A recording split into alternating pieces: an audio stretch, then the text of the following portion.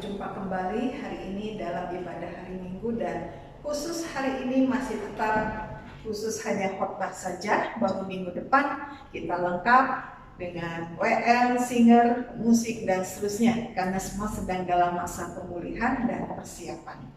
Hari ini tema kita adalah pengampunan yang memulihkan. Sebelum membaca merenungkan firman Tuhan, mari kita berdoa. Bapa dalam surga, hari ini kami ingin merenungkan firman Tuhan. Biarlah Roh Kudus menolong kami ketika kami membaca dan merenungkan firman Tuhan, sehingga membuka suatu hal yang baru dalam hidup kami, mengerti firman Tuhan dengan baik, jelas dan benar, dan mampukan kami untuk melakukan firman Tuhan dalam kehidupan kami. Bapa dalam surga, hamba menyerahkan pemberitaan firman Tuhan hari ini dalam pimpinan Roh Kudus. Dalam nama Tuhan Yesus kami berdoa. Amin. Lukas 6 ayat 27 dan 28 berkata demikian. Tetapi kepada kamu yang mendengarkan aku berkata, kasihilah musuhmu, berbuatlah baik kepada orang yang membenci kamu, mintalah berkat bagi orang yang mengutuk kamu, berdoalah bagi orang yang mencaci kamu. Tema kita hari ini adalah pengampunan yang memulihkan. Kalau kita bicara tentang pengampunan, itu satu kata yang sangat mudah untuk diucapkan, tetapi sangat sulit dan cukup berat untuk dilakukan. Seringkali kita berkata ampunilah, ampunilah, ya, ampunilah, dan begitu ringan kita menyuruh orang mengatakan supaya mengampuni kesalahan orang lain. Tapi ketika kita mengalami sendiri, disakiti, dilukai sedemikian rupa, ternyata sulit untuk mengampuni. Kadang kita merasa, gampang mengampuni. Saya mengampuni kamu, saya maafkan kamu. Tapi itu seringkali hanya di dalam batas perkataan, namun dalam hati seringkali masih ada luka-luka, masih ada kemarahan yang tersimpan. Sehingga benar-benar pengampunan itu satu kata yang sangat mudah diucapkan, tapi sangat berat untuk dilakukan. Tetapi justru Tuhan Yesus memerintahkan kepada kita sekalian, kepada umatnya. Katakan bahwa kasihilah musuhmu, berbuat baik kepada yang membenci kamu. Waduh, suruh mengasihi musuh. Jangan mengasihi, lihat aja udah gede kan, seringkali kita lihat musuh kita, udah jahatnya minta ampun, melebihi setan jahatnya, kalau orang bilang ya, peribahasanya. Suruh mengasihi musuh yang sudah merugikan kita, memfitnah kita, menjahati kita, menjatuhkan, bahkan musuh ini dengan jahat, dengan kejamnya. Ya. Begitu menjatuhkan kita sampai kita tidak bisa bangun lagi. Itu sesama orang percaya, kadang seperti itu. Lalu katakan kasih musuh apa bisa? Orang sudah begitu jahat, lalu kita suruh mengasihi. Aduh, jangan mengasihi, lihat aja gede. Kucing yang lewat aja kadang kita mau lempar. Karena begitu marahnya menghadapi, menghayati, mengalami kejahatan kita alami dari sesama kita, orang yang dekat dengan kita. Orang kadang kita percaya, yang sudah kita anggap saudara tapi menjadi pengkhianat. Orang yang sudah kita bantu, kita tolong tapi mengkhianati kita. Tetapi kira-kira katakan apa? Kasih musuhmu. Aduh, perintah ini kok luar biasa ya. Apa sanggup kita melakukannya? Setelah itu suruh kasih musuh yang kadang membuat kita enaknya luar biasa. Disuruh apa? Berbuat baik kepada orang yang membenci kita. Perintah ini sangat gampang, tapi sangat sulit untuk dilakukan. Tetapi mengapa perintah ini diberikan kepada kita? Tuhan Yesus menegaskan kepada kita, kasih musuhmu. Walaupun taklaknya luar biasa. Bagaimana mengasihi, bagaimana mengampuni. Orang sulit kita ampuni. Apalagi lihat orang ini sudah bersekongkol, ketawa, ketiwi, yang melakukan kejahatan, sukses dengan kejahatannya. Lalu suruh kita mengampuni, mengasihi. Aduh. Terus karena doakan orang yang membenci kamu, berkati. Aduh, berat banget. Kadang kita berpikir matematika kita begini. Aduh. Kita disuruh mendoakan memberkati orang sudah jahat pada kita. Rugi amat, kan kadang kita berpikir begitu ya, rugi amat doakan dia, mau juga kita mengutuk, melakukan kutukan-kutukan, menjahati, balik berbuat jahat kepada orang tersebut.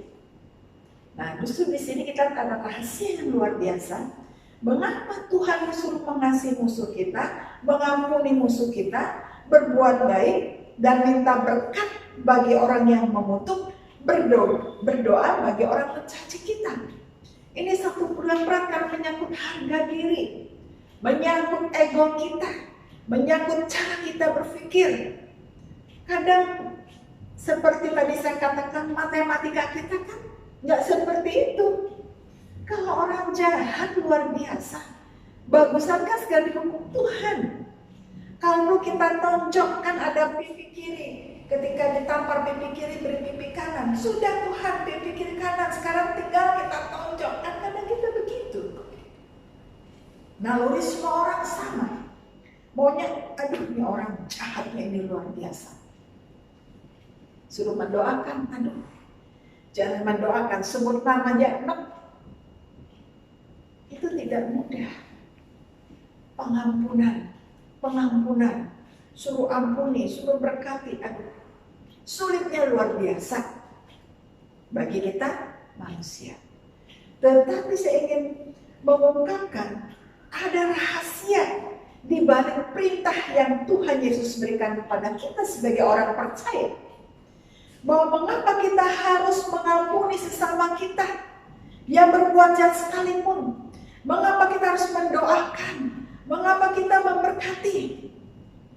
Kadang kita merasa kalau memberkati lalu mendoakan, nanti Tuhan berikan berkat pada orang jahat ini, rugi dong. Tetapi di sinilah rahasianya. Yang pertama, Tuhan itu maha adil. Dan doa kita tidak menentukan nasib orang, tetapi doa kita sudah menyerah kepada Tuhan, menyerahkan segala keadilan kita kepada Tuhan, menyerahkan semua kepada Tuhan.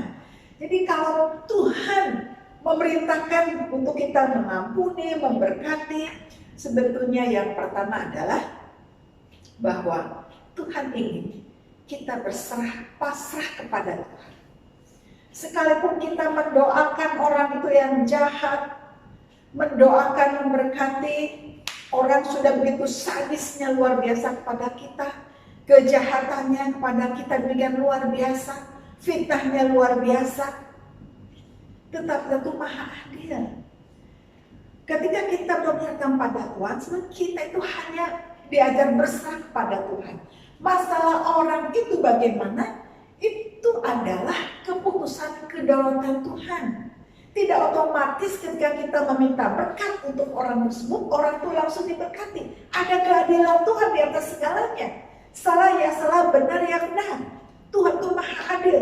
Jadi ketika kita mendoakan orang yang sudah berbuat jahat kepada kita, yang sulit kita ampuni, tetapi ketika kita berserah kepada Tuhan, adalah kita menyerahkan segala hal yang terjadi dalam kedaulatan tangan Tuhan. Bahwa Tuhanlah yang akan bertindak. Kita menyerahkan segala pembalasan di dalam tangan Tuhan. Itu yang poin yang pertama. Jadi menyerahkan semuanya kepada keadilan Tuhan, jadi kita hanya berserah. Nah yang kedua, ketika kita belajar mengampuni, walaupun itu berat, sebetulnya kita sedang mengampuni, menerima diri kita sendiri. Kita sedang memulihkan diri kita. Mengapa? Karena ketika kita melepaskan pengampunan kepada orang itu, Tuhan yang akan menindaklanjuti ya. Ketika kita melepaskan pengampunan, kita ini sedang berdamai dengan diri sendiri. Ketika kita melepaskan pengampunan, maka ada damai, sukacita dalam diri kita. Sehingga segala kepahitan, luka-luka batin, itu sebetulnya mulai dipulihkan dalam kita. Kalau kita penuh dengan luka batin, kepahitan, maka berakibat baik kesehatan jiwa maupun kesehatan fisik kita. Jadi ketika Tuhan perintahkan mengampuni, memberkati, sebetulnya untuk diri kita sendiri. Kita sedang memberkati diri kita supaya kita tidak dikuasai kepahitan, supaya kita tidak dikuasai oleh sakit penyakit, kita tidak dikuasai oleh beban pikiran sehingga darah kita tinggi dan seterusnya. Tetapi justru ketika melepaskan pengampunan, Tuhan sedang mengajarkan kita untuk memberkati diri kita sendiri. Karena masalah bersalah orang jahat itu urusan Tuhan. Memang tidak mudah ketika menghadapi orang tertentu atau sekelompok orang sudah berbuat jahat kepada kita. Hati kita panas, hati kita marah, hati kita terluka.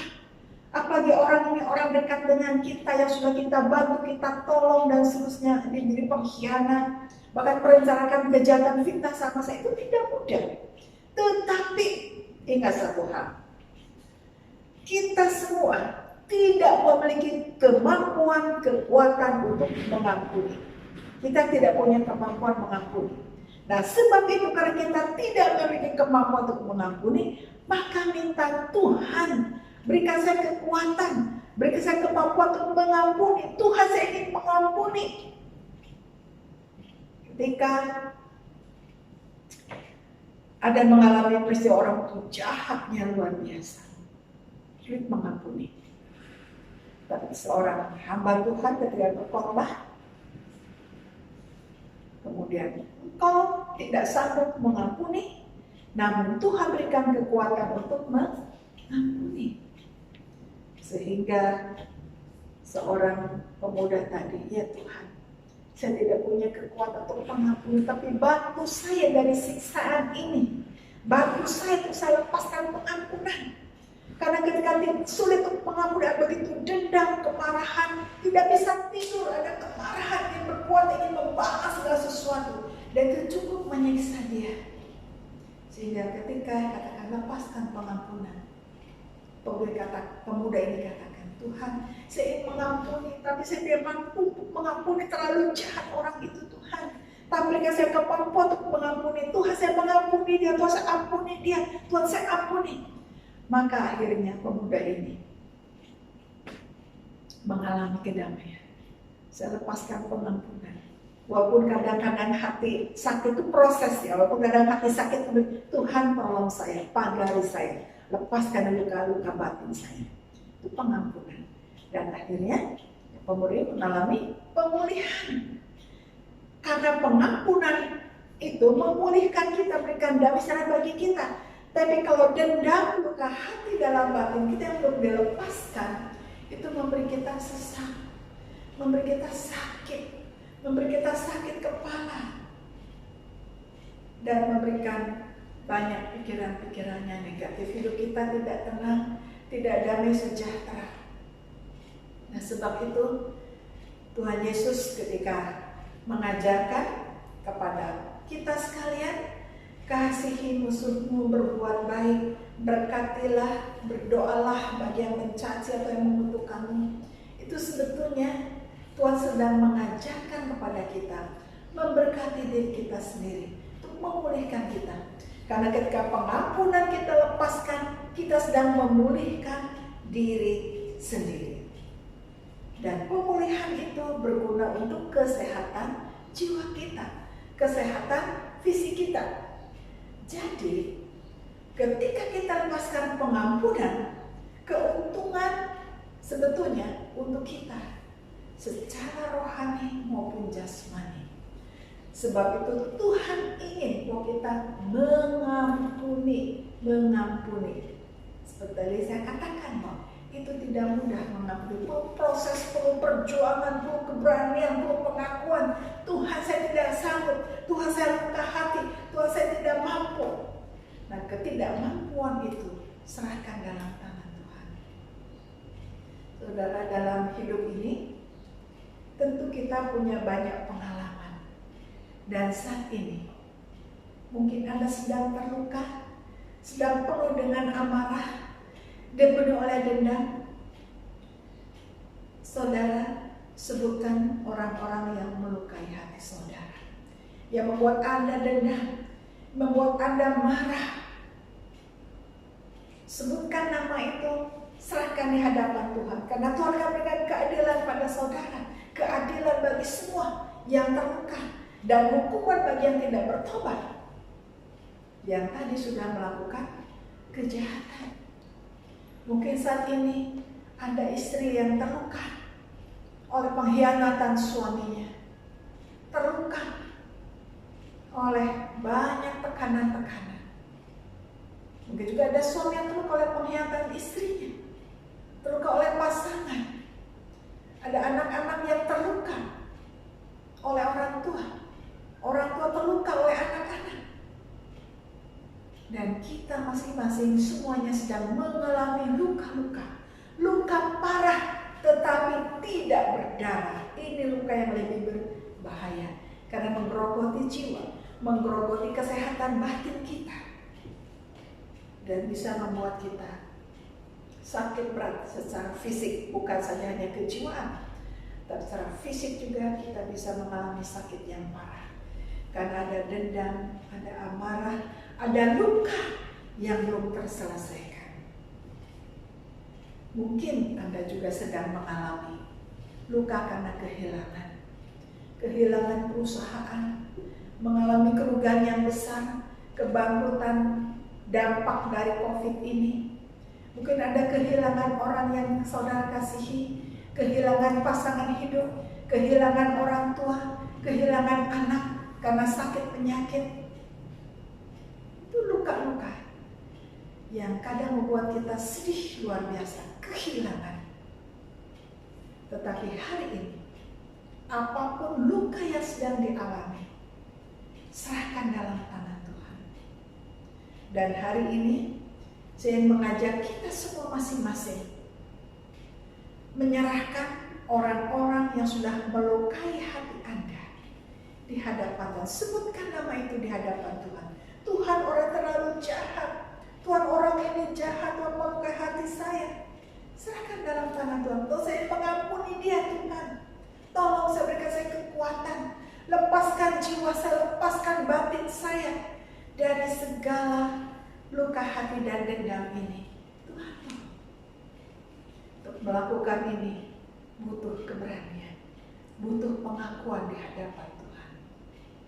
Dan seberapa banyak orang-orang terluka yang belum disembuhkan, karena belum sembuh tanpa disadari dia melukai orang yang lain sesamanya. Yang terlukai melukai lagi terus. Ini seperti penyakit yang menular, wabah. Orang yang belum terselesaikan, belum disembuhkan, masih terluka tanpa disadari, dia akan melukai orang lain lagi, melukai sesama, dan terus itu. Nah, sebab itu putuskan, patahkan hari ini. Kalau dikatakan pengampun untuk memulihkan, maka mari kita sama-sama belajar melepaskan pengampunan supaya kita dipulihkan, supaya kita ditolong, dan supaya kita damai sejahtera. Karena ketika kita melepaskan pengampunan, saya tegaskan kembali, pengampunan itu sebetulnya yang kita lepaskan sebetulnya adalah untuk memberkati diri kita sendiri, menolong kita, dan memulihkan jiwa kita, dan memberikan kesehatan jiwa maupun fisik kita. Sebab itu hari ini mari bersama-sama. Walaupun memang pengampunan sulit untuk kita lepaskan, tapi di tengah ketidakmampuan kita, mari kita datang pada Tuhan. Tuhan, saya ingin mengampuni. Lepaskan pikiran saya, bebaskan luka-luka batin saya. Saya ingin mengampuni. Tuhan, tolong saya, mampukan saya, kuatkan saya untuk mengampuni orang yang sudah melukai saya, orang sudah mengkhianati saya. Sembuhkan saya supaya saya mengalami damai sejahtera. Doakan orang yang sudah melukai hati dan batin saudara, dan serahkan dalam tangan Tuhan. Tuhan pasti menolong.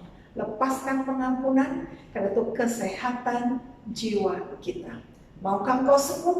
Lepaskan pengampunan. Dan ini semuanya mungkin pengalaman kita bersama. Betapa sulitnya mengampuni. Tapi ketika kita melepaskan pengampunan, maka damai sejahtera akan menguasai menolong kita. Dan Tuhan berikan kita kekuatan untuk melangkah hari demi hari. Hari ini selesai pengampunan, mungkin besok ada luka baru lagi. Besoknya ada luka baru lagi. Ada luka lagi. Terus bersama pada Tuhan. Tuhan, luka demi luka yang parah namun tidak berdarah, saya serahkan pada Tuhan.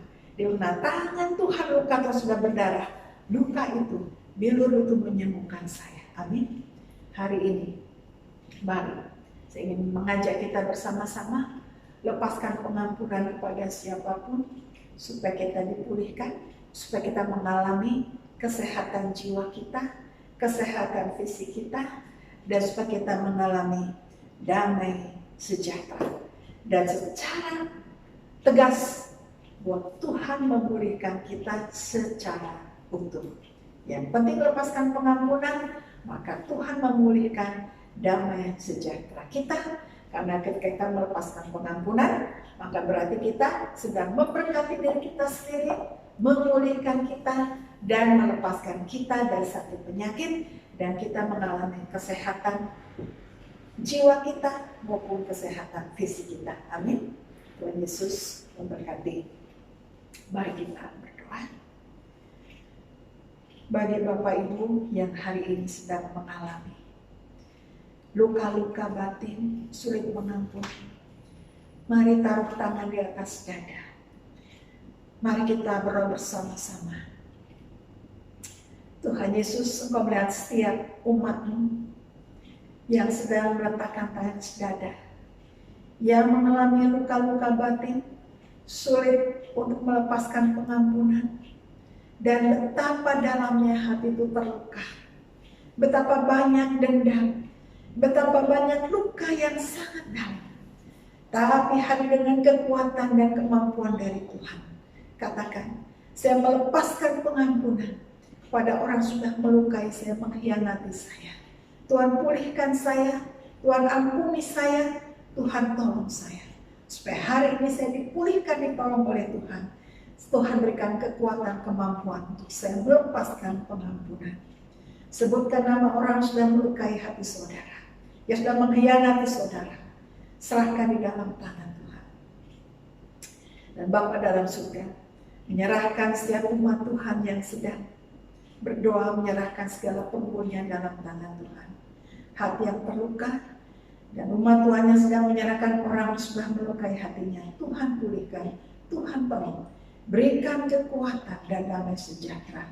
Karena kami tahu kami tidak punya kekuatan untuk mengampuni, namun Tuhan mampukan kami, berikan kami kekuatan untuk mengampuni, sehingga kami mengalami pemulihan secara utuh. Terima kasih Bapa.